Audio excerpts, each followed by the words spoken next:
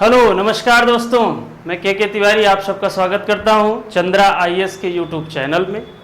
आज हम लोग चर्चा करेंगे आगामी परीक्षा जो यूपीएसआई की परीक्षा है उसमें जो कानूनी महत्वपूर्ण बिंदु हैं उन पर हम चर्चा करेंगे।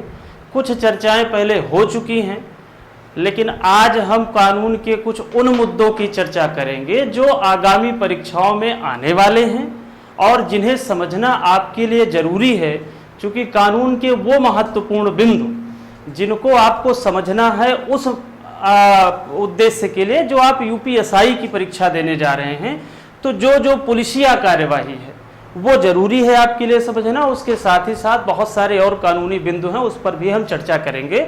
बस आप लोग हमारे साथ जुड़े रहिए। हम कोशिश करेंगे आपको अच्छा से अच्छा प्रोग्राम देने की, अच्छा से अच्छा सब्जेक्ट समझाने की, अच्छी से अच्छी व्याख्या करने की कोशिश करेंगे। जो पुरानी परीक्षाओं में अभी तक के सवाल आए हैं उनका भी कलेक्शन हमारे पास पर्याप्त रूप से है, उस पर भी हम आपसे चर्चा करेंगे ताकि पिछली चीज़ें आपसे छूटने ना पाएँ। जो भी क्वेश्चंस आए हैं वो ना छूटने पाएँ, क्योंकि समस्या ये है कि आप पढ़ तो बहुत कुछ लेते हैं, लेकिन ये है कि अगर पिछली जो भी क्वेश्चंस आए हैं, जो भी परीक्षा में अभी तक प्रश्न आए हैं, अगर उनका रिवीजन नहीं करते तो बहुत सारी चीज़ें छूट जाती हैं। हमारे पास उनका भी कलेक्शन है, हम आपको वो कलेक्शन भी पर्याप्त रूप से मुहैया कराएंगे और एक एक बिंदुओं पर महत्वपूर्ण व्याख्या की जाएगी। बस आप लोग हमारे साथ जुड़े रहिए। थोड़ा सा आज हम चर्चा करेंगे जो आपके कानूनी विषय है उसमें जो सीआरपीसी का मुद्दा है, आईपीसी का मुद्दा है, उस पर चर्चा करेंगे। और बहुत सारे सब्जेक्ट हैं जो माइनर हैं, छोटे छोटे लॉ हैं, जिसमें पर्यावरण भी है, आपका वाइल्ड लाइफ प्रोटेक्शन एक्ट भी है, आपका आरटीआई है, बहुत सारे हैं, लेकिन जो मुख्य मुद्दा है वो आईपीसी और सीआरपीसी से ही ज़्यादातर लिया जाता है। और दूसरी चीज़, अब की बार जो एससी एसटी से भी सवाल उठेंगे, एससी एसटी एक्ट से भी सवाल उठेंगे, ऐसी ऐसी छोटी छोटी चीज़ें हैं। लेकिन आइए थोड़ा सा हम लोग देखते हैं, सीआरपीसी पे आज चर्चा करते हैं और सीआरपीसी के बारे में देखिए क्या ज़रूरी चीज़ें हैं, क्या आपको पढ़ना है, सीआरपीसी को कैसे पढ़ना है, तैयार कैसे करना है, रटने की जरूरत कतई नहीं है। आइए देखिए मित्रों, हम आज आपसे सीआरपीसी के बारे में चर्चा करेंगे जो कि बनी है 1973 में। इसको बोला यह जाता है, हिंदी वैसे देखा जाए तो ये कहा जाता है क्रिमिनल प्रोसीजर कोड 1973, और हिंदी में इसको बोला जाता है दंड प्रक्रिया संहिता। पहली लेक्चर में हमने आपको समझाया है, दो चीजें समझाई हैं, हो सकता है आपने उसे नहीं देखा हो तो देख लीजिएगा। एक ये संहिता के बारे में हमने आपको समझाया है और दूसरा अधिनियम। ये दो शब्द हैं, इसके बारे में हमने आपको पिछले लेक्चर में बताया है कि संहिता क्या होता है और अधिनियम क्या होता है। इसकी हिंदी, इसकी इंग्लिश होती है कोड और इसकी होती है एक्ट। इसके दोनों के बारे में हमने पिछले लेक्चर में आपको बताया है अंतर। आज हम संहिता के बारे में चर्चा करेंगे, दंड प्रक्रिया संहिता। अधिनियम के बारे में चर्चा अभी नहीं करेंगे क्योंकि ये पिछले लेक्चर में हमने आपको बता दिया है। अब देखिए ये क्या कह रहा है, दंड प्रक्रिया संहिता, इसकी जरूरत क्यों पड़ी। आपने आईपीसी पढ़ा होगा, आईपीसी जब हम आपको पढ़ाएंगे आगे चल करके तो आईपीसी और सीआरपीसी में थोड़ा सा अंतर समझ लीजिए क्या है। आईपीसी इंडियन पेनल कोड, ये क्या कहता है, भारतीय दंड संहिता, ये दंड संहिता है। और ये जो सीआरपीसी है ये क्या है, दंड प्रक्रिया संहिता है। इन दोनों में थोड़ा सा आज अंतर समझिए, छोटी छोटी चीजें हम आपको बताएंगे, रटने की जरूरत नहीं, इसको समझ लीजिए। ये जो दंड संहिता है आईपीसी, इसको हम इंग्लिश में बोलते हैं ये सब्सटेंटिव लॉ है, इसको सब्सटेंटिव लॉ बोला जाता है। सब्सटेंटिव लॉ ये होता है, आईपीसी जो है ये सब्सटेंटिव लॉ होती है।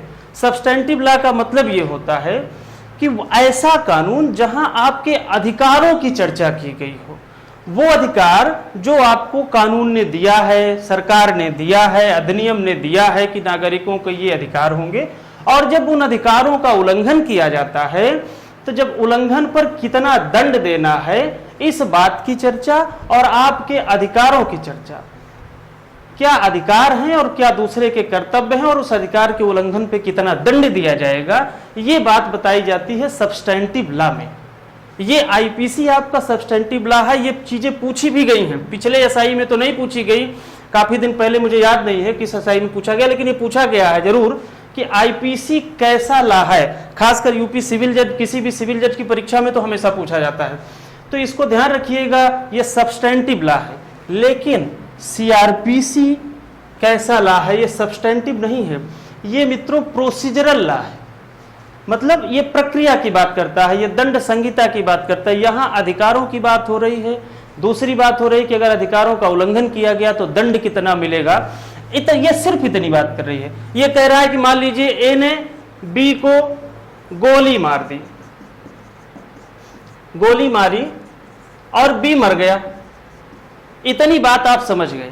लेकिन आईपीसी बता रही है कि ए ने बी को गोली मारी तो बी का जीवन जीने का अधिकार था, लेकिन ए ने बी को मार दिया तो मर गया, ये तो हम आप समझ रहे हैं। लेकिन आईपीसी बता रही है कि ये कौन सा अपराध होगा, तो ये अपराध हत्या होगा। ये बात कौन बता रहा है? ये बात आईपीसी बता रही है। लेकिन ये भी आईपीसी बता रही है कि जब आप हत्या करेंगे तो हत्या में कितना आपको दंड दिया जाएगा, वो 10 साल हो, 20 साल हो, वो समय और परिस्थितियों पर निर्भर करता है। लेकिन ये बात आईपीसी बता रही है कि भैया आपने ये काम किया और इस काम को करने पर आपको कानून ये दंड देगा, तो ये इसका अधिकार था जीवन जीना और आपने इसका अधिकार छीना, इसलिए आपको इतना दंड मिलेगा। ये बात आपको आईपीसी बता रही है। लेकिन अब आप सोचिए मित्रों कि किसी ने इसको मार तो दिया, हत्या कर दी, मान लीजिए हत्या करने पर दंड दिया गया, तो क्या दंड तुरंत हत्या करके सीधे दंड दे दिया जाए? ऐसा तो नहीं है। इसके लिए कोई ना कोई प्रक्रिया होगी, किसी न किसी रास्ते से गुजरना पड़ता है, कानूनी प्रक्रिया होती है। वकील साहब लोग इसी की फीस लेते हैं, इसी के लिए न्यायालय बना है। भाई ऐसे तो होता तो हत्या करके दंड दे दिया जाए, तब तो वही टिट फाट टेट वाली स्थिति हो जाती कि हम आपको मार दिए, आप हमको मार दिए, बात बराबर हो गई।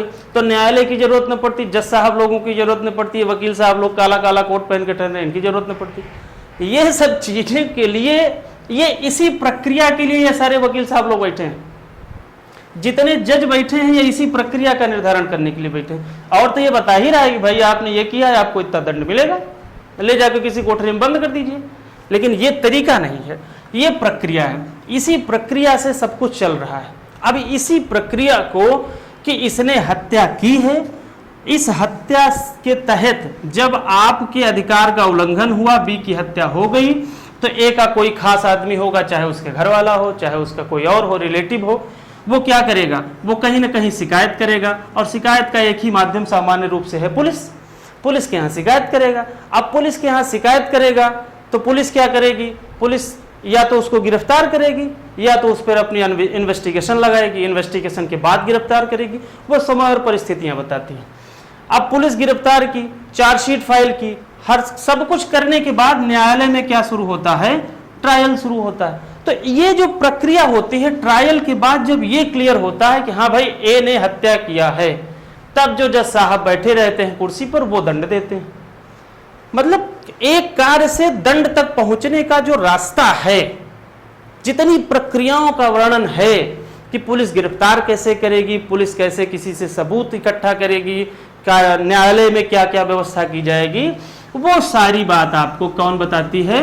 सीआरपीसी बताती है। 1973 में आई थी। आई तो सबसे पहली सीआरपीसी 1882 में थी, लेकिन हमें इसको नहीं पढ़ना है। उसके बाद 1889 में भी आई थी, दूसरी सीआरपीसी बनी थी। लेकिन चूंकि इसको हम आप लोगों को नहीं पढ़ाएंगे, ये हम आपको ये पढ़ाते हैं जब हम सिविल जज वालों को पढ़ाते हैं, तब ये चीजें बताई जाती हैं। ये आपकी जरूरत नहीं है, आपको सिर्फ इतने की जरूरत है। आपको पढ़ना है 1973 वाली सीआरपीसी, 82 और 89 वाले से कोई मतलब नहीं है। तो आप देखिए कि आपने देखा कि आईपीसी का काम क्या है, सीआरपीसी का काम क्या है। अब इस प्रक्रिया के तहत थोड़ा सा हम आपको संवैधानिक पहलू पर ले जाएंगे, तभी आप समझेंगे। चूंकि आपको रटना नहीं है, आपको समझना है ये कैसे हो रहा है, ये प्रक्रिया कैसे निर्धारित कर रही है। आज की क्लास में मित्रों सिर्फ इतना समझिए कि आप छोटी छोटी चीजों को समझ लीजिए, रटने की जरूरत नहीं है। उसके बाद जो बहुत सारी चीजें हैं, अपराध के प्रकार हैं, कितने तरीके के अपराध हो रहे हैं, प्रकृति के आधार पर कितना है, दंड के आधार पर कितना है, आईपीसी की धारा 53 में जो अपराध की परिभाषा बताई गई कि अपराध के प्रकार बताए गए कि कितने प्रकार के अपराध होते हैं, वो सब चीजें हम आपको बताएंगे। लेकिन आप थोड़ा सा समझिए कि क्या है। एक ग्राफ बनाते हैं, इस ग्राफ के तहत चलिए और इस ग्राफ के तहत आप सीआरपीसी को पकड़िए कि सीआरपीसी है क्या। ये एक पोर्शन है, यहां कोई अपराध किया जाता है, मान लीजिए एक रास्ता है, इसी रास्ते से आपकी सीआरपीसी चल रही, यही आप ग्राफ पकड़िए और सीआरपीसी को एकदम कंठस्थ कर लीजिए, कोई दिक्कत नहीं। यहां अपराध हुआ, अब अपराध के बाद कोई ऐसा व्यक्ति होगा जो अपराध की शिकायत करेगा किसी न किसी से, सामान्य रूप से तो घर बैठेगा नहीं। तो यहां क्या हो रही है, शिकायत हो रही है। यह शिकायत दो तरीके से, अच्छा हाँ, अपराध का वर्गीकरण हम करेंगे अगले लेक्चर में, यह बहुत जरूरी है, आपको बताएंगे अगले लेक्चर में कि अपराध कितने प्रकार के हैं, कैसे कैसे अपराध होते हैं, वो जब हम सीआरपीसी को का पोस्टमार्टम करेंगे एक एक तरीके से तब करेंगे। आज के पोस्टमार्टम में हम आपको बता रहे हैं सीआरपीसी काम कैसे करती है। शिकायत हुई, अब इस शिकायत कैसे हुई, आप देखिए शिकायत भी दो तरीके की होती है मित्रों, इसको समझिए। एक तो आप पहली शिकायत किससे करते हैं, पहली शिकायत आप पुलिस से करते हैं, दूसरी शिकायत होती है न्यायालय से। न्यायालय भी शिकायत का एक माध्यम है। इससे जब आप शिकायत करते हैं तो ये होता है एफआईआर, एक होता है एनसीआर। ये अपराधों के वर्गीकरण पे अलग अलग निर्भर करता है कि उसका एफआईआर होगा या एनसीआर होगा। अगर कोई संज्ञेय मामला है तो एफआईआर हो गया, असंज्ञेय मामला है एनसीआर हो गया। इसके कुछ अपवाद भी हैं, इसको हम आपको बाद में बताएंगे। जब आप न्यायालय से करते हैं, मतलब जज साहब के पास, जब किसी पुलिस के पास आप नहीं कर पाते, बहुत से ऐसे लोग हैं जो गरीबी के कारण या जिनकी समस्याएं कुछ ऐसी हैं कि पुलिस विभाग में उनकी नहीं सुनी जा रही है, किसी न किसी राजनीतिक वजह से या कोई और भी वजह हो सकती है, तो पुलिस उनकी एफआईआर नहीं लिखती सामान्यतः। तब उनके पास बहुत सारे विकल्प हैं, अंत में एक और विकल्प उनके पास आता है, सबसे अच्छा विकल्प न्यायालय। न्यायालय में जाते हैं तो वहां पे जब शिकायत करते हैं तो उसको मित्रों बोलते हैं परिवाद, इसको अंग्रेजी में बोला जाता है कंप्लेंट। ये मजिस्ट्रेट से किया जाता है और मजिस्ट्रेट से कुल मिला के यही बात जो आप पुलिस से कह रहे हैं, यही बात मजिस्ट्रेट से भी आप कहेंगे, इसे कहते हैं परिवाद। तो दो तरीके की आप शिकायत किए। अब शिकायत की बात आप देखिए कि क्या हो रहा है। शिकायत के बाद पुलिस होगा या न्यायालय होगी, मजिस्ट्रेट साहब से जैसे ही आप कंप्लेंट फाइल करते हैं, परिवाद दाखिल करते हैं, मजिस्ट्रेट साहब तुरंत पुलिस को आदेश देते हैं कि भैया जाइए इस मामले की आप इन्वेस्टिगेशन करिए। अब पुलिस क्या करेगी, यहाँ पे एक शब्द आता है अन्वेषण, इसको इंग्लिश में बोला जाता है इन्वेस्टिगेशन। इन्वेस्टिगेशन हमेशा ध्यान रखिएगा, कुछ अपवादों को छोड़ करके हमेशा पुलिस ही करती है मित्रों। इन्वेस्टिगेशन हमेशा पुलिस करती है, कुछ अपवाद हैं उनको छोड़ करके। सामान्यतः इन्वेस्टिगेशन है क्या, अन्वेषण है क्या। एक चीज और ध्यान रखिएगा, कुछ लोग छोटी छोटी गलतियां करते हैं। गलतियां क्या हैं, कुछ लोग कहेंगे पुलिस इंक्वायरी कर रही है, पुलिस इंक्वायरी कभी नहीं करती है, इंक्वायरी हमेशा कोर्ट करती है। पुलिस सिर्फ और सिर्फ करती है तो इन्वेस्टिगेशन करती है, अन्वेषण करती है। इसका उद्देश्य क्या है, ये पिछली परीक्षा में यूपीएसआई में पूछा गया है और सिविल जज में तो हमेशा पूछा जाता है। इन्वेस्टिगेशन मतलब अन्वेषण का उद्देश्य क्या है, नोट कर लीजिएगा, कुछ चीजें आपको नोट भी करनी पड़ेगी। हमेशा पूछा जाता है इन्वेस्टिगेशन का उद्देश्य क्या है, पुलिस जब इन्वेस्टिगेशन कर रही है तो किस पर्पज से, तो ध्यान रखिएगा वो बोला जाता है साक्ष्य एकत्र करने के लिए। इन्वेस्टिगेशन का पर्पज ही है कि हम एविडेंस का कलेक्शन करते हैं। पुलिस इन्वेस्टिगेशन इसीलिए करती है, पुलिस को दंड देने की पावर नहीं है, पुलिस को और कुछ करने की पावर नहीं है, पुलिस सिर्फ इन्वेस्टिगेशन कर रही है और इन्वेस्टिगेशन का पर्पज है कि एविडेंस को कलेक्ट करना, क्योंकि यही एविडेंस बाद में चल करके न्यायालय में काम करता है दंड तक पहुंचने के लिए। अब इन्वेस्टिगेशन हो रहा है, इन्वेस्टिगेशन के बाद पुलिस दो चीजें पाती है। या तो पुलिस पाएगी कि कोई बंदा जो काम कर रहा है जिसने अपराध किया, या तो उसने अपराध किया है या तो नहीं किया, भाई दो ही चीजें होंगी, या तो किया है या नहीं किया। जब वो इन्वेस्टिगेशन में पाती है भैया कि उसने अपराध नहीं किया, तब वो जाकर के एक होता है एफआर, उसको बोला जाता है, वो आपको हम बाद में पढ़ाएंगे, एक एक चीज जितनी भी चीजें हैं दरोगा जी लोगों की वो सब बताएंगे। वो एक फाइनल रिपोर्ट लगा देती है कि नहीं ऐसी कोई दिक्कत नहीं है, इसके खिलाफ जो है झूठी शिकायत हुई थी और इसके खिलाफ हमने इन्वेस्टिगेशन किया, इन्वेस्टिगेशन में कुछ मिला उला नहीं। अब वो ठीक है कि जो अंदर की बातें हैं वो सबसे नहीं कही जाती वो क्या है क्या नहीं है, वो पुलिस विभाग जाने, या जिस दिन आप पुलिस विभाग में आएंगे तो आप जानेंगे। लेकिन ये हो जाता है कि भाई हाँ ये कुछ नहीं किया, कुछ नहीं किया। तो जब कुछ नहीं किया तो घर नहीं बैठ जाएगा दरोगा जी, जो भी इंचार्ज ऑफ पुलिस स्टेशन है वो घर नहीं बैठेगा, एक रिपोर्ट लगाएगा न्यायालय को भेजने के लिए, उसको बोला जाएगा FR, final report. Final report का मतलब ये है कि बस आज फाइनल हो गया, इसका केस फाइनल, इसने कुछ किया नहीं, ये हो गया। लेकिन अगर पुलिस ये पा गई कि इसने अपराध किया है, तो अपराध किया है तो भैया कौन सा अपराध किया है, क्या क्या किया है, जब इसकी रिपोर्ट बनती है तो उसको बोला जाता है चार्जशीट, उसको बोला जाता है आरोप पत्र, सॉरी इसको बोला जाता है चार्जशीट, जो ज्यादा चर्चित है चार्जशीट। चार्जशीट का मतलब ही यही है कि पुलिस आफ्टर इन्वेस्टिगेशन ये पा चुकी है कि आपने ये काम किया है IPC के तहत। अब उसमें ये लिखा जाएगा कि आपने ये अपराध किया है तो इसमें ये इस धारा के तहत आपने अपराध किया, ये आपने कार्यक्रम किया जिसको IPC के तहत अपराध घोषित किया गया है, और किस धारा में उसका परिभाषा दी गई है, किस धारा में दंड दिया गया है। खासकर ध्यान रखिएगा, हमेशा दंड वाला ही सेक्शन लगाया जाता है, परिभाषा वाली धारा नहीं यूज की जाती। उसमें FIR में हमेशा दंड वाली ही धारा यूज की जाती है। जैसे किसी ने किसी की हत्या की तो 302 लगता है, लेकिन हत्या की परिभाषा है 300 में, तो 300 वाली धारा नहीं लगेगी, यही वाली धारा लगती है, क्योंकि ये दंड की धारा है। हमेशा FIR में दंड की धारा प्रयोग की जाएगी। अब आप देखिए यहां इन्वेस्टिगेशन हुआ, इन्वेस्टिगेशन में हमने बताया कि पुलिस क्या कर रही है। दो तरीके का काम किया इसने फाइनली। एक तो उसने देखा कि आपने ऑफेंस कमिट किया, अपराध आपने किया है, तो अपराध किया तो पुलिस रिपोर्ट लगाएगी। उस पुलिस रिपोर्ट में दो तरीके की पुलिस रिपोर्ट होगी। जब भी इन्वेस्टिगेशन, आफ्टर इन्वेस्टिगेशन जब भी रिपोर्ट लगाई जाती है उसको बोला जाता है पुलिस रिपोर्ट। ये आपके इसी CRPC में परिभाषित है, उसको भी पढ़ाएंगे। अब पुलिस रिपोर्ट दो प्रकार की हो गई, एक तो हो गई FR कि भैया कुछ नहीं किया, फाइनल रिपोर्ट। दूसरी हो गई चार्जशीट कि भैया हाँ ये काम किया है। अब जब चार्जशीट फाइनल हो गई तो अब आप देखिए, इधर दिखेगा यहां तक जाएगा। अब चार्जशीट आप देखिए, हमने आपको बताया कि CRPC का काम देखिए, CRPC कैसे वर्क कर रही है, एक एक पोर्शन देखिए CRPC कैसे वर्क कर रही है। जब चार्जशीट फाइल हो गई, चार्जशीट कहां फाइल होगी, कोर्ट में फाइल हो गई, न्यायालय में फाइल हो गई। चार्जशीट जैसे ही न्यायालय में फाइल होती है, मजिस्ट्रेट साहब क्या करते हैं, चलिए इधर से हटा देते हैं, ये वाली लाइन यहां कर देते हैं, यहां दिखेगा।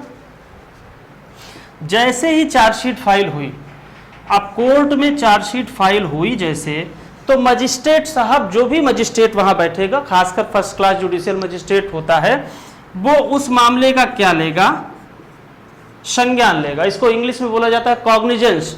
अब जैसे ही ये कॉग्निजेंस लेगा चार्जशीट पे, तो कोर्ट क्या करेगा, चार्जशीट पे कॉग्निजेंस लेने के बाद वो क्या करता है, अगला स्टेप, उसका बहुत सारे स्टेप हैं लेकिन मैं आपको एक शार्ट में बता रहा हूं। एक प्रक्रिया होती है ट्रायल की प्रक्रिया, जिसको आप लोग जानते हैं, जिसको हम लोग कहते हैं दूध का दूध पानी का पानी। अब बहस होगी, वकील साहब लोग इसी में सब चलता है, तुम तड़ाका। अब ये ट्रायल चला, ट्रायल में दोनों पक्षों को सुना जाएगा, तौला जाएगा, और जैसे ही क्लियर हुआ कि हाँ भाई A ने B की हत्या की है, अब ये मान लिया गया ट्रायल में कि A अपराधी है। दो तरीके का ट्रायल के बाद दो ही निष्कर्ष आता है। एक तो निष्कर्ष आया कि वो अपराधी नहीं है। जब अपराधी नहीं है तो उसको क्या कर दिया जाता है, दोष मुक्त कर दिया जाता है। इसको बोला जाता है दोष मुक्त। इसको एक्विटल बोला जाता है, जिसको आप कहते हैं बाइज्जत बरी।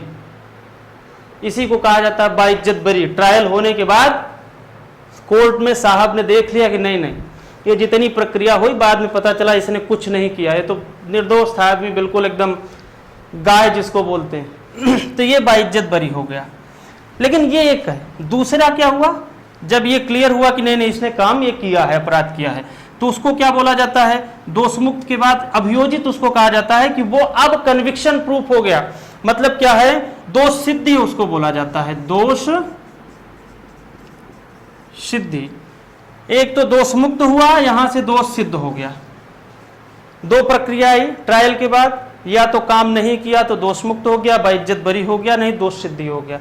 अब दोष सिद्धि के बाद क्या हुआ कि जब ये क्लियर हो गया कि भाई आपने अपराध किया, तो होगा क्या, अब तो जज साहब अपने हथौड़ा चलाएंगे, अब दंड देना है, तो दंड क्लियर करेंगे कि भाई इसमें इतना दंड दिया गया है, मान लीजिए 7 साल है, 10 साल है, कुछ भी है, ये क्लियर करना है। मान लीजिए इन्होंने कहा कि 10 साल है, 10 साल दंड दिया, तो दंड पे आए, जज साहब दंड पे आए, लेकिन इस दंड पे आने के पहले और अपराध होने के बीच में आपने देखा कितने रास्ते से आपकी गाड़ी होके गुजरी। इसमें बहुत रास्ते अभी हमने छोड़े भी हैं, संक्षिप्त में बहुत सारे रास्ते हैं अभी इसमें।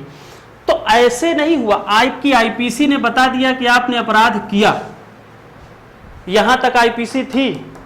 अब यहां तक आने के लिए ये पूरा रास्ता किसने बताया आपको? सीआरपीसी ने बताया।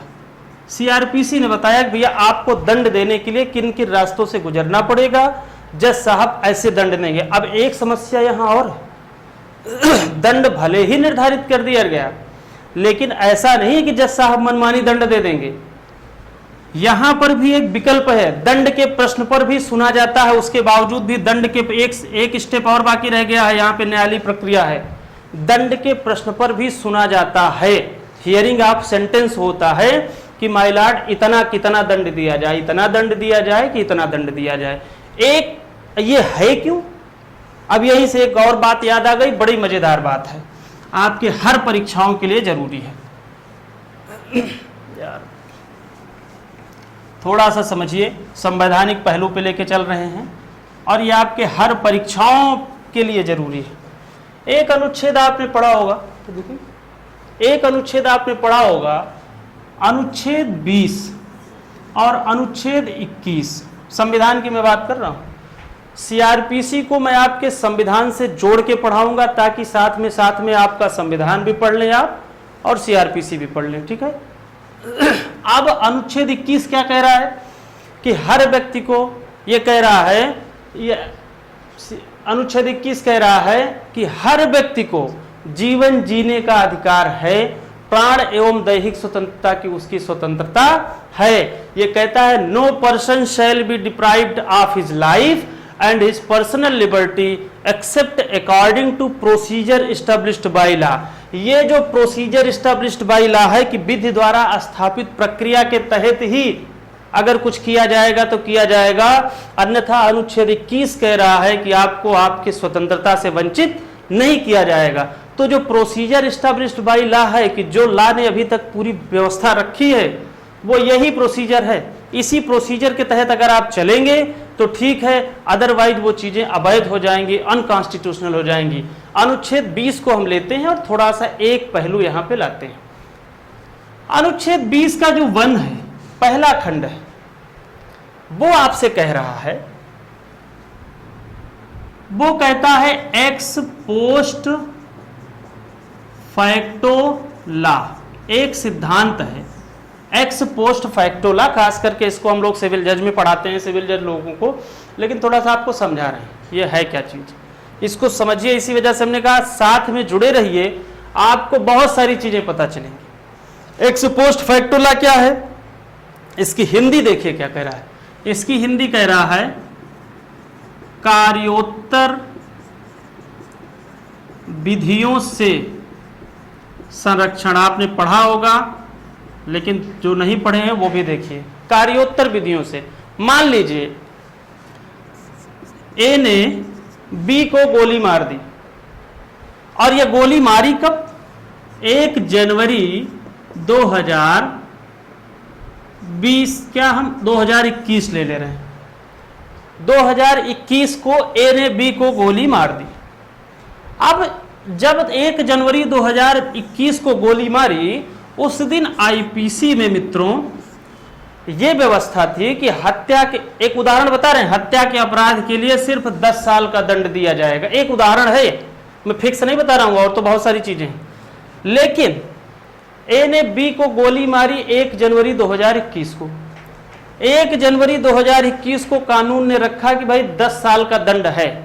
लेकिन समस्या ये हुई कि आईपीसी ने ये तो बता दिया इतने चरण पे आते आते 1 जनवरी 2022 आ गया। अब दंड तो माइलॉर्ड को देना है 1 जनवरी 2022 को ना। हत्या कब हुई? 1 जनवरी 2021 को हत्या हुई।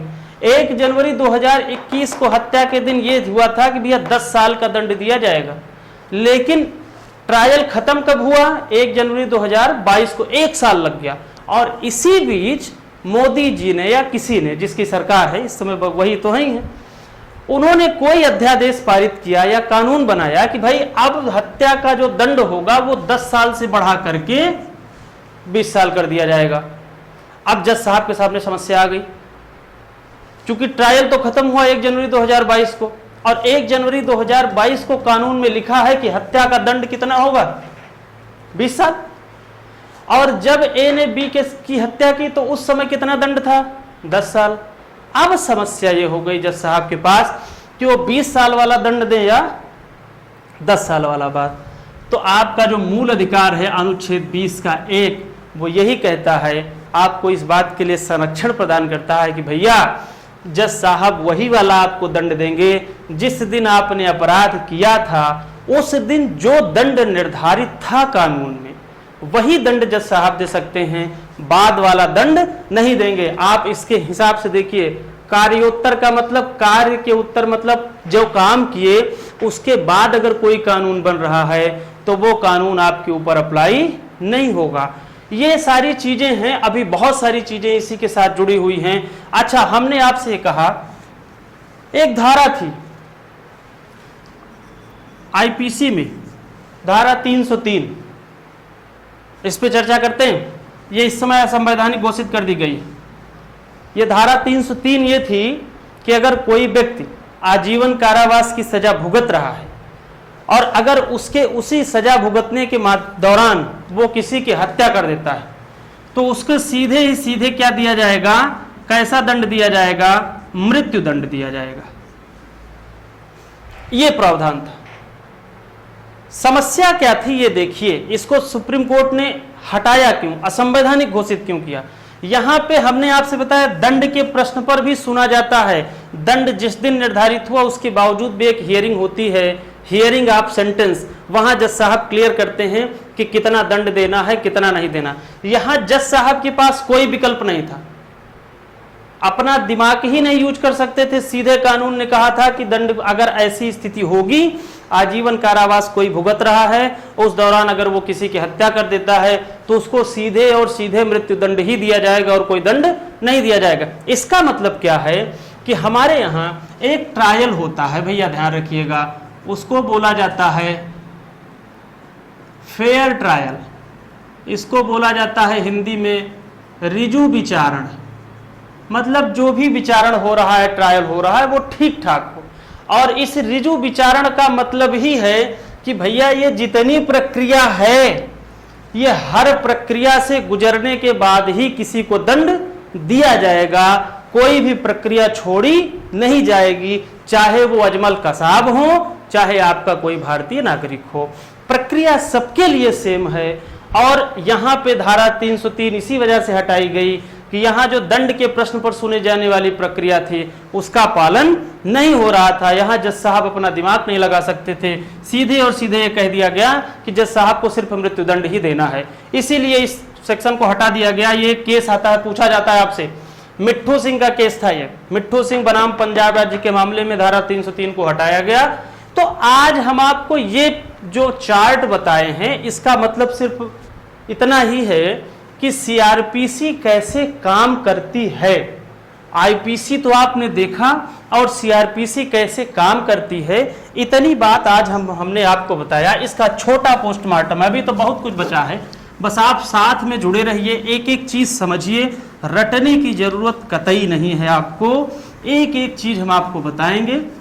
बस ये है कि साथ में जुड़े रहिए। अगले लेक्चर में अभी बहुत सारी चीजें बाकी हैं, उसमें अब हम आपको अगले लेक्चर में, आज हम इतना ही रखते हैं, आज इतना ही रखते हैं। अगर आप लोगों को इतना ही समझिए, अगले लेक्चर में अभी बहुत सारी चीज़ें, अभी तो हम आपको बताएंगे अपराध के प्रकार क्या हैं, अपराध कितने प्रकार के होते हैं, सीआरपीसी में एक परिभाषा बताएंगे। उसके बाद उसमें बहुत सारी ऐसी चीज़ें हैं जो पिछले एग्जाम में आपसे, ठीक है। तो आज हम इतना ही रखते हैं मित्रों, बहुत बहुत धन्यवाद। आप सब लोग साथ में जुड़े रहिए, एक एक चीज़ समझिए, एक एक चीज़ का पोस्टमार्टम करिए, रटने की बिल्कुल ज़रूरत नहीं है, बस आप लोग हमारे साथ जुड़े रहिए। कानून का कोई भी ऐसा बिंदु नहीं होगा जो आपसे छूट जाए। बहुत बहुत धन्यवाद।